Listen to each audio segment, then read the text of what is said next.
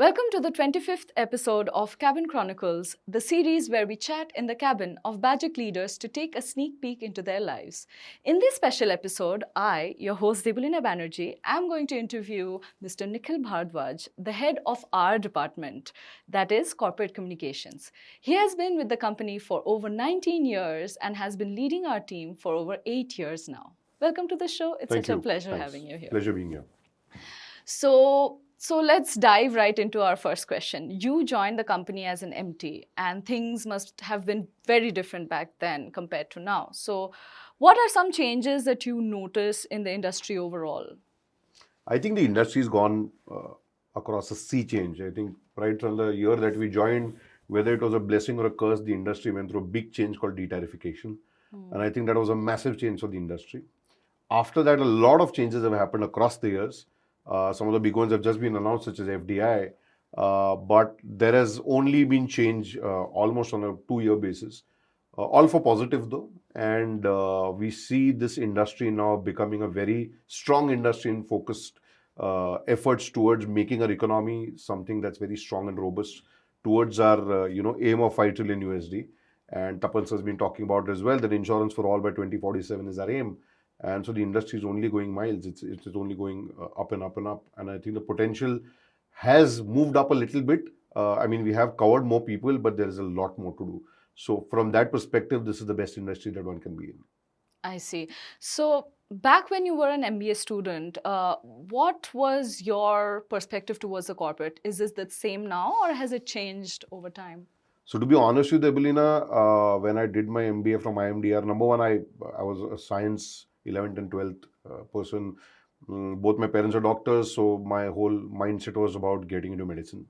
Honestly, though, I did not clear the entrances, and my parents weren't, very keen on me doing medicine in the first place anyway. So then I said, "Chalo, let me then explore engineering," and I got admission into engineering. But given my awesome knowledge of mathematics, I attended a few classes, and I just, was nothing shy of tears when I understood that where people were raising their arms to answer questions, I did not even know what the question was. So that's why I took up commerce, because I honestly loved sports. I still love sports, but I used to play actively a lot more then. I used to play cricket a lot, tennis quite a bit, but cricket more so was my active pursuit. And that's how I got into SIMBI, and then IMDR was through CAT exam that I gave. And honestly, it was just because everybody was doing an MBA at that stage. There was no focused planning that I will do an MBA and I'll do this and I'll do that. So pretty much I've gone with the flow through most of my career. And I think even in MBA, my thought process was that I should land a job. Because I was never serious about academics till I got to my MBA. Then after I was really serious about academics, because I felt that, hey, age is going to run out and, this is the time to kind of at least get a good job. And the first company on campus was Bajaj Allianz, and luckily we got through.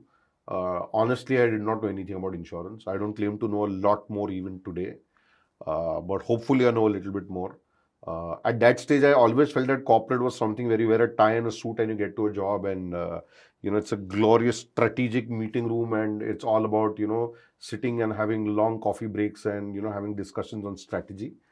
But the reality check is that it's a lot more about execution, what to do on a day-to-day basis, hourly basis.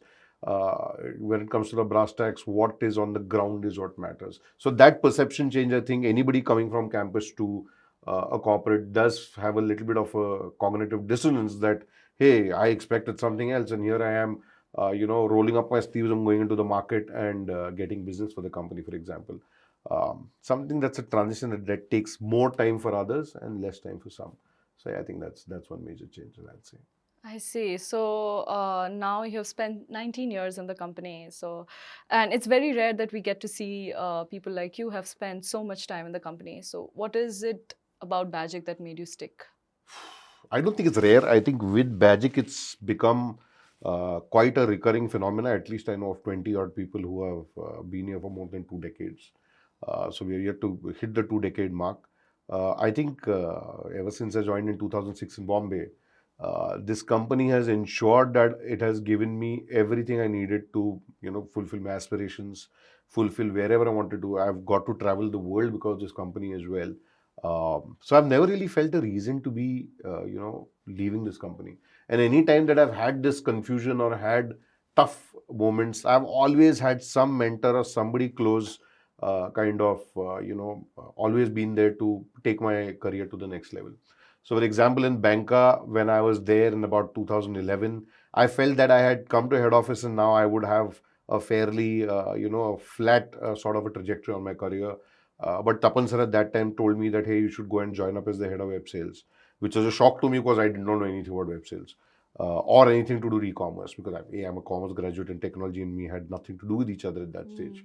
But I loved it, and I stayed back, and having been mentored by the MD and CEO himself at that stage felt really great. Uh, and after that, probably when web sales was quite hectic, to be honest with you, it used to involve 15, 16 hours of day, 7 days a week, no rest, no sleep, no personal life. But I loved it. It was by my own, I would say, admission, and I wanted to do it. And at some stage, what happened was I felt that I wanted to do something more creative. And somewhere I felt that maybe it's time to change industries or do something else. But at some stage, the opening of the corporate communications head came out, and I felt that was fair. At least I felt at that stage. I don't know whether it was true or not, that I think I can excel at writing good stuff, and I had a decent knowledge of insurance at that stage. So I applied for the head of Corpcom, and lo and behold, it was Tapan Sir who was interviewing me because this position was reporting into him. And I said I want to become, and he was a little skeptical at the beginning, but he's like, okay, cool, do it. If you feel I have confidence in you and I'll back you, you do it.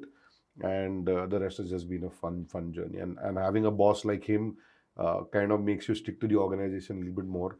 I've worked with about probably a dozen or more bosses in this organization. Some of them are even CEOs of general insurance companies today. But I have not had a better boss than him.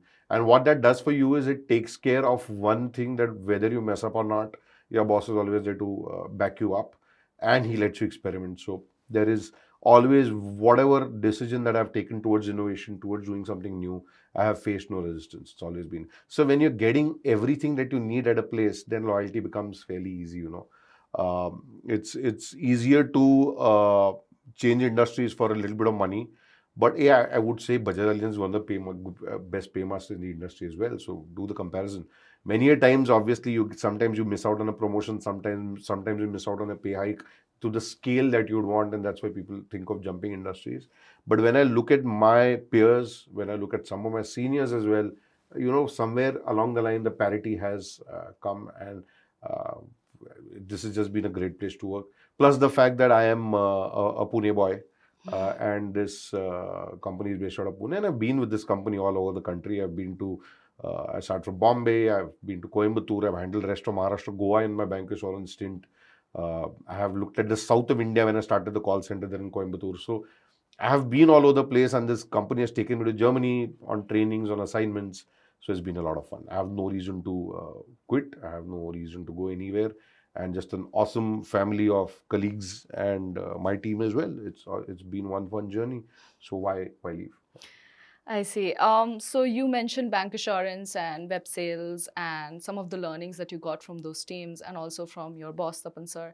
So if you can tell us a bit more about how it helped you in becoming a better head of the corporate communications department. So honestly, when I joined the company for the first 1 year, I was fairly clueless.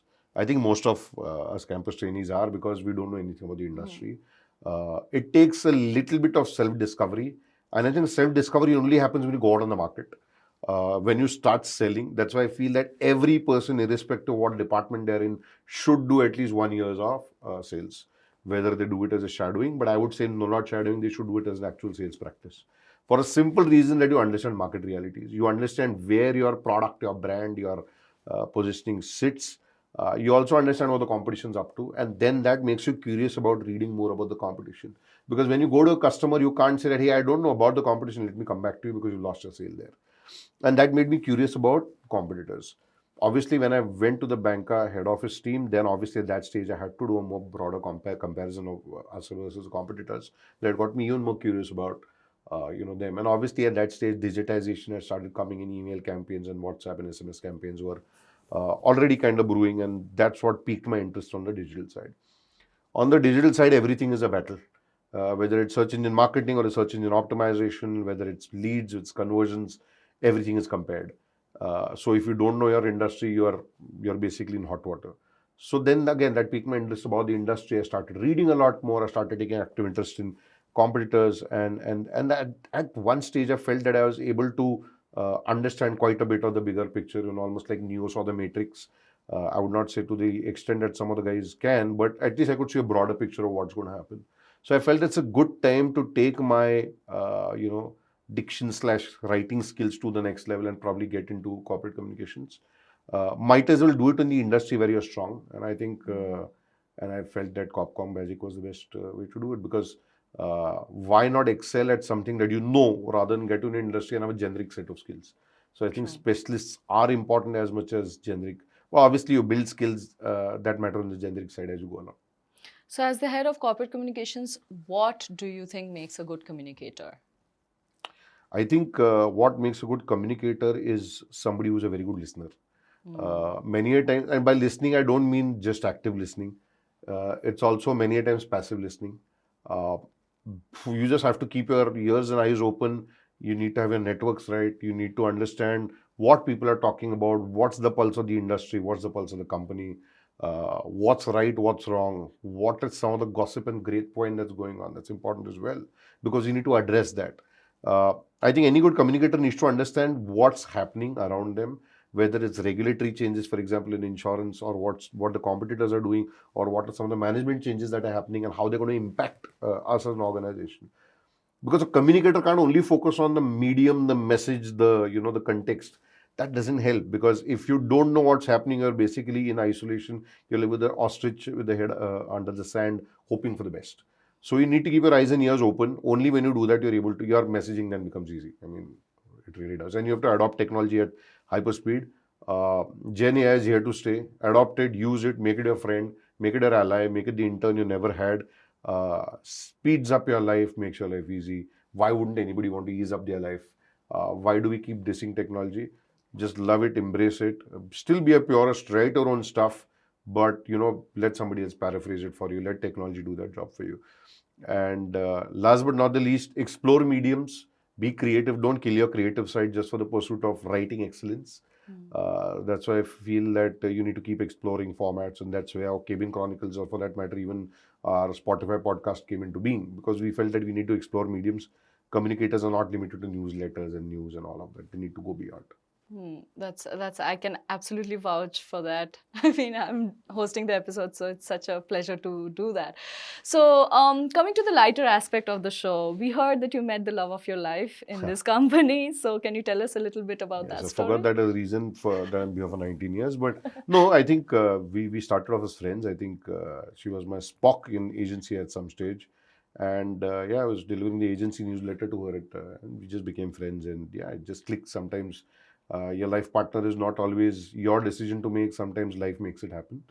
So it just clicked in the right way. And she's very much an integral part of this organization, and a loyal employee as well. She's been here for about 8-9 years, if I'm not wrong.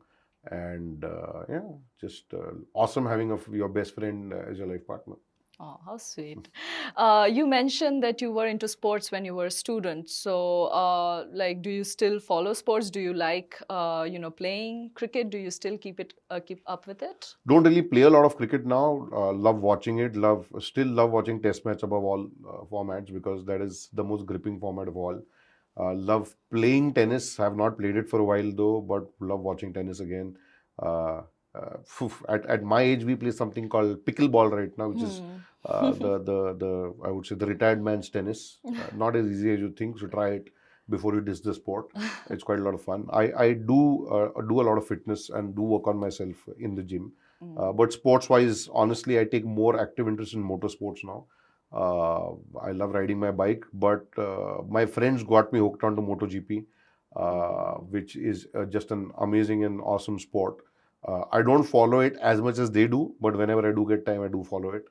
And I love talking about bikes and discussing bikes and cars. But sports-wise, cricket will always be my first and only love, if I would call it that.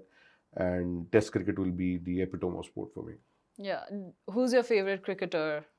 I think it'll always be Rahul Dravid, because there's a lot to learn from him apart from just cricket. Life or principles of it. The fact that he's a thorough gentleman, The fact that he's never let any failure or him being dropped ever put him, you know, out of the sport. He still fought his way back, clawed his way back all the time. And what I loved what he said once is, when the bowler is at the top of his mark, switch on. When you left the ball, played the ball, taken the run, switch off till the next ball is bowled. And I think that's how we need to look at our lives, our careers, or whatever we do. We tend to feel that we need to focus all the time because we need to focus in and focus out. It is only then when we can get longevity in our career and still have a balance between our personal life. And so Rahul Dravid is my favorite cricketer, or I would say idol that I would look up to in terms of the cricketing spirit. But in terms of the sheer attitude, it would always be Virat Kohli. Because I like people who live life on their own terms, don't really give two hoots about what people have to say or how people around them are behaving. They do things their way, live by their own rules. Of course, they're a part of the team, and of course, they want the team to win. But that does not mean that they get in line like everybody else does. They still do what they want to do. That's inspiring, yes. You mentioned MotoGP. So, where did this love of motorbikes come from? Do you like to ride motorbikes? Yeah, I love to ride motorbikes. I mean, I've had a couple of them over the years, the KTM and the Triumph now. But I think the love for biking happened on this vacation that we took in 2019 when we had gone to see the Cricket World Cup in England, me and my friends, and we ended up going to Spain as well. And they had planned a MotoGP race, and okay, so we saw the Catalonia MotoGP there in Barcelona, and I had no interest. I just tagging along for the photos and the fun of it. But something that was very captivating about the sport, the skill required, and then I watched more videos and I got more intrigued by the sport. And lockdown, you had nothing else to do and watch videos and get more intrigued about the sports. And in the lockdown, I had just my bike laying there, getting dusty as hell, and I felt that I have to get on the bike. It urged me to get into fitness, because to ride a motorbike you need to have a very strong back, a very strong core, very strong arms. And at some stage I felt that I needed to get back into shape just to ride a bike. So yeah, so I think that little vacation in Catalonia really helped or inspired me to get back to motorsport. Yeah. Do you still go on long rides on Not your bike? really. Time doesn't allow it many a times. And of course, there are other priorities outside of work. But whenever I do get time, I love to take my bike for a ride. Although it's short distances here and there. Long distances, probably after this monsoon, I'll probably take it out somewhere. Nice, nice. So we have almost come to the end of our interview, and I would like to conclude by asking one final question. What do you think makes the Bajic culture unique? I think the word family is what a lot of people say, and a lot of people think that is gullible BS, but it's true about Bajic. And the fact that there is some common thread of DNA holding us all at some stage, because I've seen a lot of people work in a lot of companies, but very few talk about the goodness that they can bring to the company, how their work will impact the organization, how the organization will grow, and as the organization will grow, so will they. That's a tough one to get, because you can buy an employee by throwing money, but you can never buy the soul or the consciousness or I would say the positive attitude of an employee. And I think somehow Bajic has cracked that here, and I think that's with good leadership. The culture that we have in Bajaj Allianz, that Tapan sir has also built over the last 12-13 years especially, and that the ethos of the Bajaj group and the Bajaj Finserv group, and what also if you look at our leadership, look at the simplicity of the man that Tapan Singhel sir is, or for that matter, Mr. Sanjeev Bajaj is. They are very simple people, and it is simplicity kinds of shines through across level, across ages, and the fact that we truly believe in meritocracy. We are not a brand that believes that you will always get your due if you do well, if you put your all. Sooner or later, you might miss out on a here or there, but sooner or later, you will always get your due. And that is what sets us apart from the rest of the industry. And the fact that despite being called a legacy brand, we will keep innovating and keep being ahead of the curve. And I don't see that changing for years and years and years. And like any other insurance company, we'll be in operation for the next 500, 600 years. So this company is here to stay. And I'm proud to be associated with it as one of the, I wouldn't say early members, because the company started in 2001-2 and I started in 2006. But yeah, I feel like I have played a role in making this company what it is today. So I also feel like I'm a shared owner of this organization, and that is what drives me to work every day. So that, I think, sets the culture apart. Thank you so much. It was so inspiring Thank you. talking to you, Thank and you. keep inspiring us like you always Pleasure. do. Thank you. Thanks. And thank you for watching. Stay tuned for another episode of Cabin Chronicles, where careers and curiosity collide. Thank you.